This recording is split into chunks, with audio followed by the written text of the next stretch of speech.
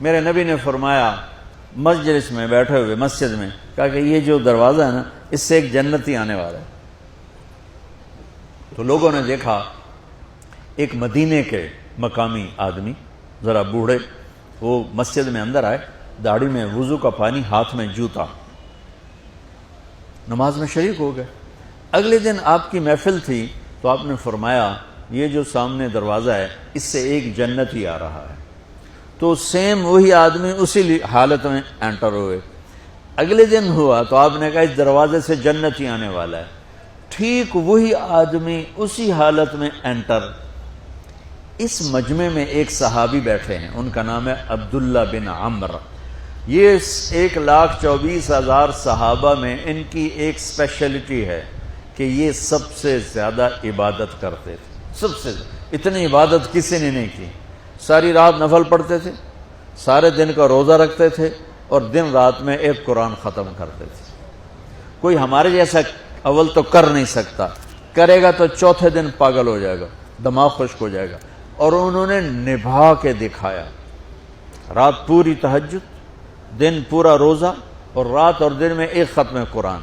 اب ان کو خیال آیا کہ یہ بابا جی مجھ سے بھی زیادہ عبادت کرتے ہیں، جو ان کو یوں ڈائریکٹ جنت کی بشارت ملی اور مجھے نہیں ملی،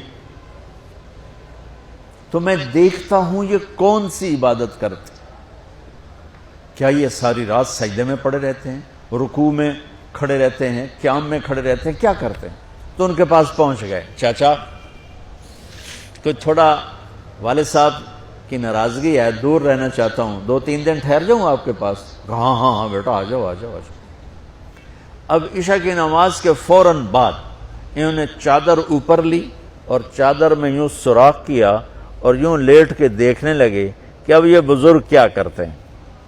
بزرگ تشریف لائے، سرانے پہ سر رکھا، اللہم بسمک اموت و احیا، سونے کی دعا پڑھی، اور تھوڑی دیر بعد خراٹے تھے۔ وہ بڑے حیران ہوئے، بھئی میرا تو خیال ہے یہ ساری رات سجدہ کرے گا تو رو رو مسلح تر کر دے گا، یہ تو خراٹے ہی چون جاندے نہ ہو جا رہے ہیں۔ اب وہ دیکھ رہے ہیں ابھی اٹھے گا ابھی اٹھے گا ابھی اٹھے گا، پھر انہوں نے کپڑا اتار دیا، ابھی سویا ہوا ہے۔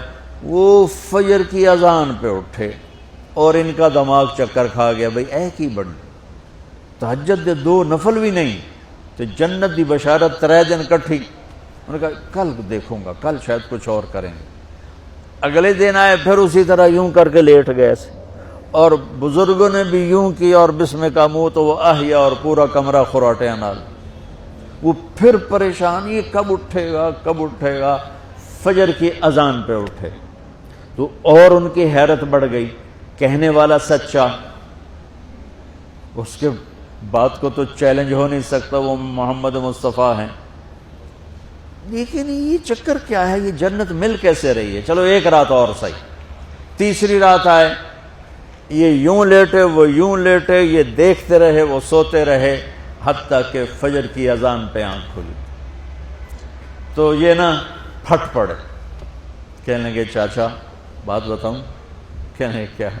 کہ میری کوئی جھگڑا نہیں تھا ابا سے، میں نے 3 دن مسلسل تیرے بارے میں سنا جنتی آ رہا، 3 دن تجھے اللہ کے نبی نے بشارت دی جنتی ہے جنتی ہے جنتی ہے، لیکن میں اس بات پہ حیران ہوں تو ساری رات سوتا رہتا۔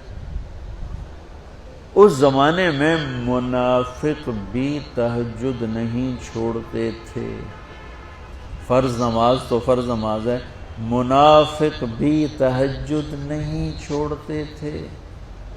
تو کہنے لگے کیا کرتے ہو؟ ساری رات تو سوتے گزار دیتے، کیا کرتے ہو؟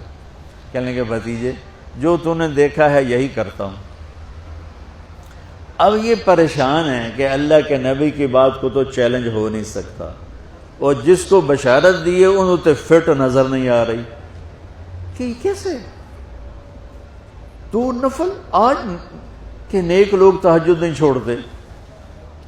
تو کہنے لگے اچھا چلو اللہ نے ایسا ہی،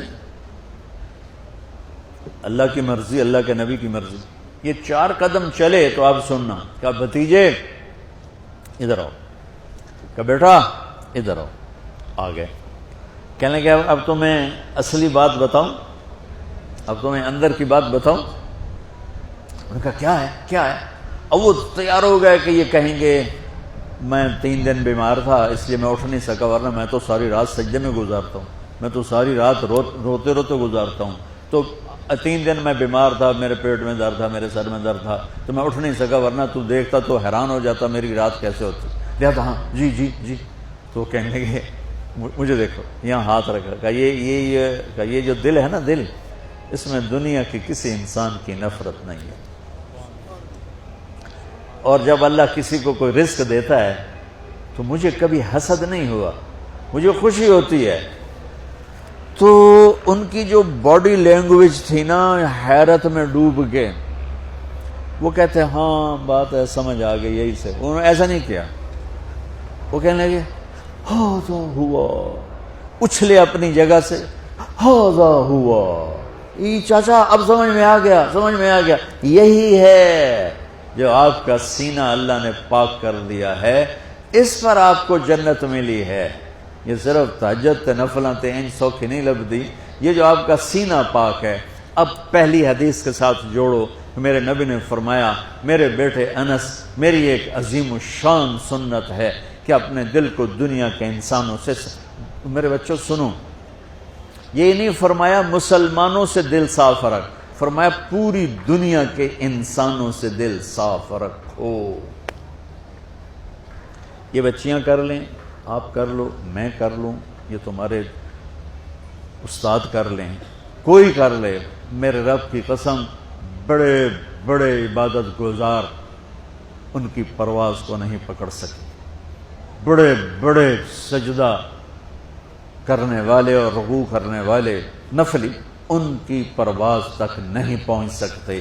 ایک اس وجہ سے کہ یہ عظیم الشان سنت ہے، ایک اس وجہ سے کہ اس کے کرنے والے بڑے تھوڑے ہیں، ایک اس وجہ سے کہ یہ مشکل بہت ہے کہ آدمی کو خود ذبح ہونا پڑتا ہے تب جا کر یہ چیز ہاتھ میں آتی۔